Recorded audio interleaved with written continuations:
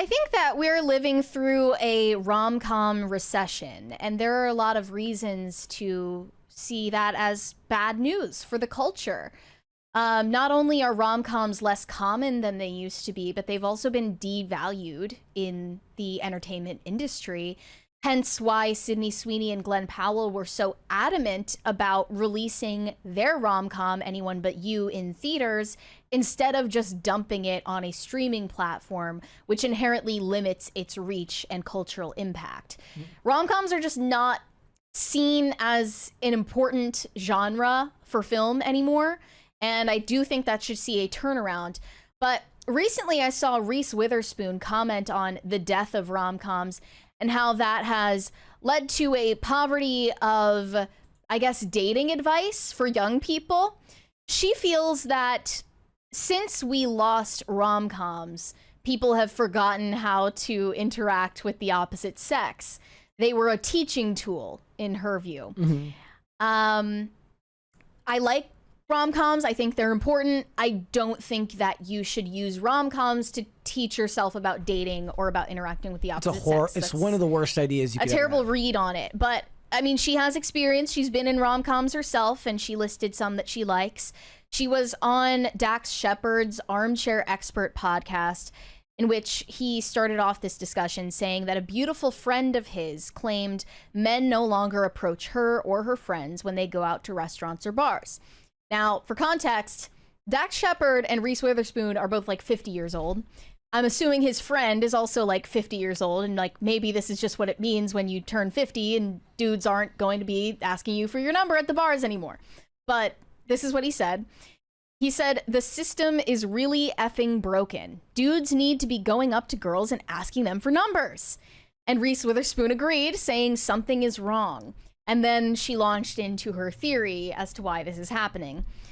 She said, "It's all to do with rom-coms and sitcoms. You know how there's been the past 10 years, I would say even the past 15 years, this decline in the making of rom-coms, or legitimate big movie stars being in rom-coms." She went on to suggest that the decline in romantic portrayals on screen have impacted young people's perception of dating. It's not just rom-com movies, but I also think of rom-com television shows. The television shows that you watched when you were 11, 12, 13 that made you imagine and visualize dating skills. She mentioned examples of The Goldbergs, Everybody Hates Chris, and Young Sheldon as examples. Hold a boombox outside of her window over your head. I'm sorry, is Young Sheldon a rom-com TV show? Like, I'm really confused.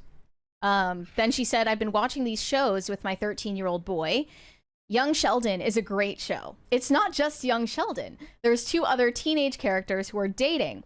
Shows like that where they're learning about relationships and romantic dynamics." And Dax Shepard spoke about how portrayals of romantic relationships on screen are important for boys to see because it helps them realize that everyone's terrified to ask people out. Actually, it would be better if your dad had a good relationship with your mom. You learn more, yes, from watching the example of your parents' relationship than examples that are on TV and movies. "Someone needs to tell you," he says, "that everyone's equally afraid of dating and you just got to do it." And Reese Witherspoon added, "Every once in a while, you get a great friendship. I don't know what it is, but I do think these 10 to 15 years where the internet started, social media started, and then we stopped. We started going, rom-coms are cringy, but it was actually where we learned social dynamics from Tom Hanks and Meg Ryan." So, young people learned how to date by watching Sleepless in Seattle and You've Got Mail. Yeah. In the 90s. Like, I'm sorry. That just sounds totally detached from reality. And not to mention, I mean, I know Dax Shepard and Kristen Bell have a strong relationship. They just celebrated one of their anniversaries with a weird post about how Dax makes jokes about murdering Kristen. But Reese Witherspoon is actually divorced. And she has kids from her previous marriage. Doesn't seem to realize that her 13-year-old son could learn more from watching his parents have an intact marriage than watching Young Sheldon. Hey, like super chat. From Modern Massive, they need to shake up the formula to make rom-coms work again. I disagree. I think they need to go back to basics. Go back to the formula that worked before, actually. Somebody made a point to me yesterday where they said, like, they don't watch TV anymore because it's all the same. Like, nobody's reinventing the wheel. I'm like, no, they can't do what... Like, that's the opposite of the problem. The problem is now is, like, they've lost the ability to do what used to be so easy for them. Like, when you have to overthink about it, guys, you know what I'm talking about here. Like, if you start overthinking about it, it gets a lot harder to pull off. So what you have to do is it has to be so second nature that you can pull off your rom-com or your television show without even thinking about it. Because you have to start thinking about making it good. It's not going to be good. Right. The formula now is just subversion. Yes. Like, you didn't have to subvert all the time. Right.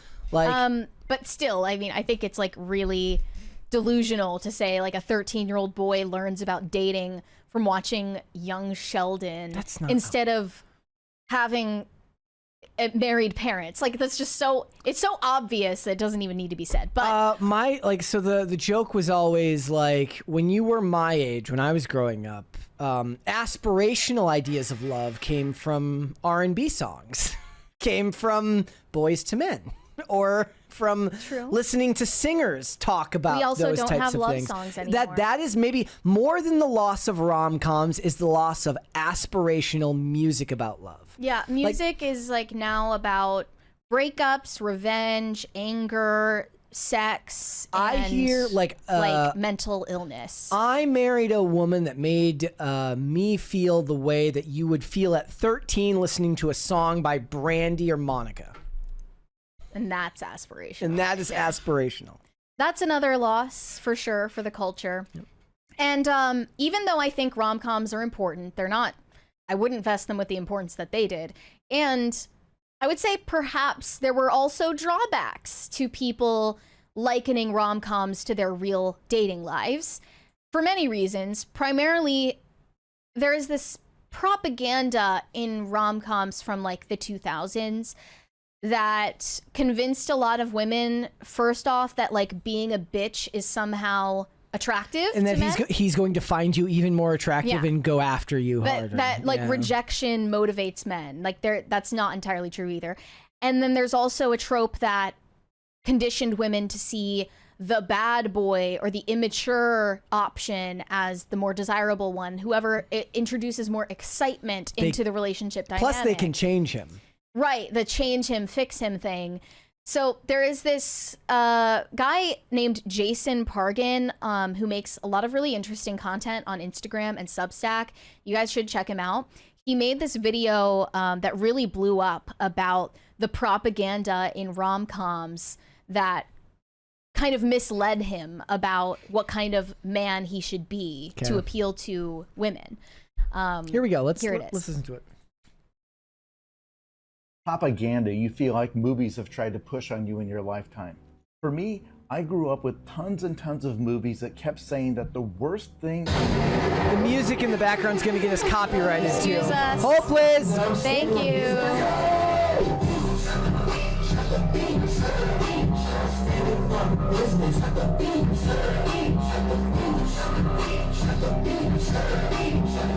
All right. Okay. Hold, please. We will get right back to it. And could be is a grown-up. You'd see a lot of love triangle romances like this, where the guy you're supposed to be rooting against, his only sin is that he's just kind of normal. He's got like a job and stuff, but then some other guy, a bad boy, would come along and it doesn't matter that he like sleeps in his car. Or if both of the guys are financially stable, you're supposed to root for the one that is less emotionally stable, the one that is more childlike. And sometimes they would code it as, well, he only cares about his career and money, and he only cares about her. And if you're a teenager, that sounds great, but once you grow up, you realize, well, yeah, having a career sucks up a huge amount of your energy. It's like the meme about, like every Hallmark movie is about a guy who's like, honey, I'm like, tomorrow I'm going to close a $10 million deal. I have to go to work. And she's like, but why? Like, we should go to an apple orchard and pick apples. Yeah. And she falls in love with the lumberjack. Exactly. And he just mathematically does not have the same amount of free time. Now, some movies will take the extra step of having the more grown-up, stable option turn out to just be outright evil. But in Titanic, the scene that makes you like Jack more than the other guy is that for fun, the other guy just sits and has quiet conversations with his business partners, where when he has fun, he has big, loud parties. And the movie portrays it as him living more authentically or living life to its fullest, but he's really just living like a teenager. Like in The Wedding Singer, you're still rooting for her to pick the rock star over the finance guy, whether he's evil or not. And you often get lines like this from the film Ocean's 11. Does he make you laugh? He doesn't make me cry. But this is not just a thing in romance movies aimed at women. In adventure films, often the guy who's like the big obstacle to the hero, it's just some dude doing his job. It's just a guy who applied for a job in an office and is doing the stuff that job requires. His big sin is that he's not doing against the system like They're going to need those TPS reports. the hero.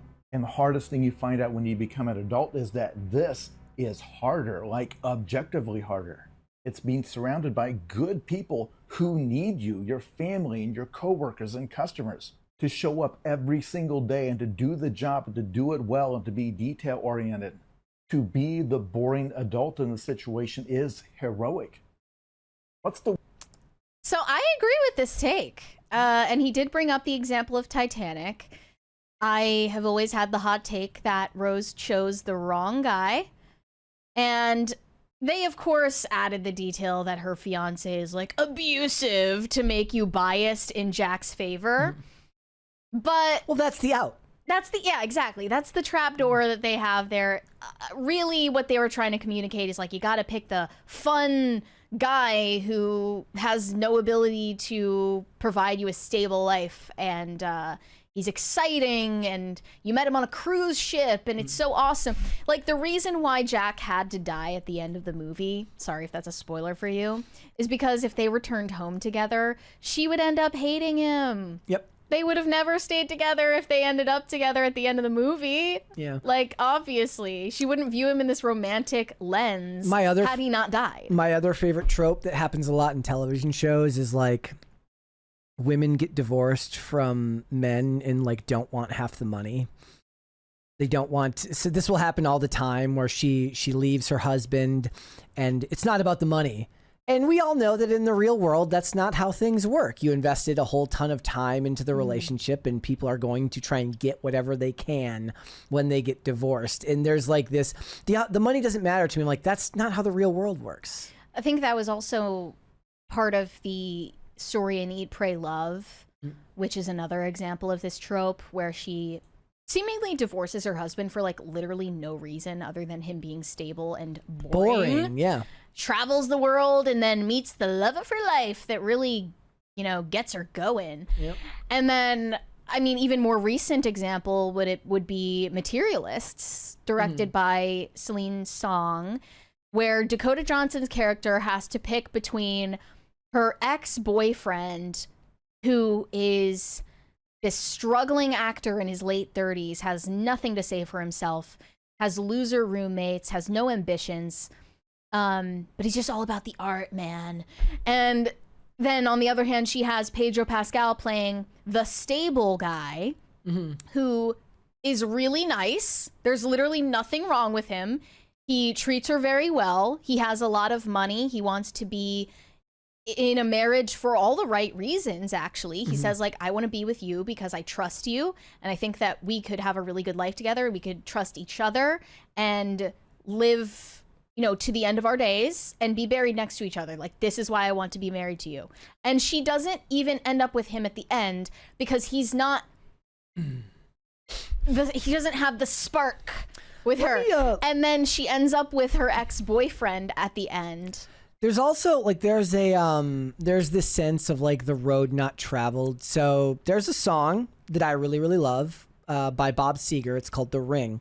And the whole song is about this woman who had big city dreams to like, she wanted to go to school. She wanted a big city career, but she got married young and then and the whole song is about her spending the rest of her life regret. Like, he sleeps fine at night, her not so much. She listens to the trains and the trucks outside and dreams of what could have been. And that's basically the theme of the whole song, which is that he got everything that he ever wanted, which was her, which is perfectly, he's got a job, he's got a career, they're happy. Like you listen to the song now, you're like, bro, they got a house when they were young, and they're like, they've been married. Like, that sounds fantastic. The grass is always greener. And that song is from like the 80s.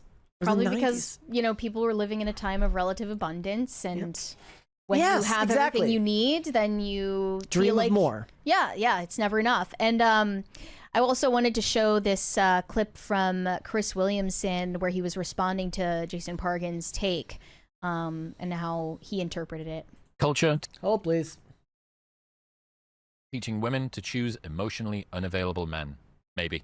What's the weirdest propaganda that you feel like movies have tried to push on you in your lifetime? For me, I grew up with tons and tons of movies that kept saying that the worst thing a man could be is a grown-up. You'd see a love triangle of romances where the guy you're supposed to be rooting against, his only sin is that he's kind of normal. He's got a job and stuff. But then some other guy, a bad boy, would come along, and it doesn't matter that he sleeps in his car. Or if both of the guys are financially stable, you're supposed to root for the one. So he's just paraphrasing this guy's video. He goes further into that it. is less emotionally stable, the one that's more childlike. Jason Pargin just broke my brain with this insight. I think it's so right. Like, modern romance culture isn't just telling stories. It's shaping selection criteria. Across movies, media, even mainstream dating advice, women are being subtly conditioned to seek out emotional unavailability and volatility as signs of desirability. And the result is a generation of women confusing conflict with compatibility and drama with depth and brokenness with mystery. It's the he's hard to love but I can fix him fantasy, repackaged and repackaged in everything from films to novels. In The Notebook, Ali chooses Noah, the poor, impulsive, deeply emotional man, over Lon, her secure and respectable fiancé. What's the conclusion? Stability is boring and true love is obsessive, chaotic, and all-consuming. Is pop culture teaching? So, okay, so then there's a way to play devil's advocate here, which is that you're still telling a story. And you don't tell a story via boring. Yeah. That's nobody wants to watch that. So if you're going to tell that story, I would be interested to know who in the chat could tell me if it's not brainwashing, if it is brainwashing, sure. Then they're like, you know what? Nicholas Sparks, when he was writing his books, like, you know what? We're going to destroy a whole generation. Brainwash all the women. These bitches are going down. Like, no. Like, yes. These bitches are going down. Or it could be that in search of an interesting story, you need conflict at the heart of that story.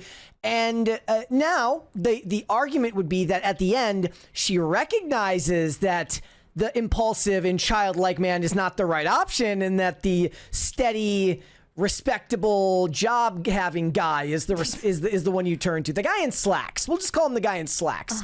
That would be the version that's less propagandistic, but I do think there's an argument that people don't always necessarily do that because they want to destroy a generation of women. It's because you have an emotionally volatile writer who feels a certain way about it, and they're not thinking about how they can destroy women in the dating market and and selection criteria. They're just immature and writing stories that are immature that resonate with people. There are some aspects of media that are top-down conspiracies. For instance, the sex essays that were published in Cosmopolitan. There are other parts of it that are inadvertent, and you need volatility, you need conflict in order to make anything that wins Oscars or gets people to watch. So it's a both and thing. Yeah. And I just realized, like, maybe this is why I like Twilight. It's not a rom-com. It certainly is a story of romance. I like it more than the other ones because she actually does pick the stable one. That's a good thing. Because, like, Jacob being the foil to Edward is the more childish one. He's literally younger, but also, like, he's more emotionally volatile. He's jealous. He gets angry more easily. Edward is the stable one who only wants what's best for Bella. Like, you know, he is like, whatever makes you happy, you do what you want to do. I don't care. Not that he doesn't care, but he was saying, like, if you want to be with this other guy, like, go ahead. Like, that's basically what it was. And I think that's actually more attractive than the guy being, like, possessive and emotionally obsessed with you, is that he was just like, you know, do what makes you happy. Like, I would like to be with you, but ultimately, if that's not what you want, like, go ahead and go be with that other guy. That's, I think, a way that Twilight kind of counteracted the usual tropes. Thanks for watching. Listen to full episodes of Pop Culture Crisis on Spotify. Keep up with us on social media and make sure you subscribe and ring that bell so you never miss the show. Bye, guys.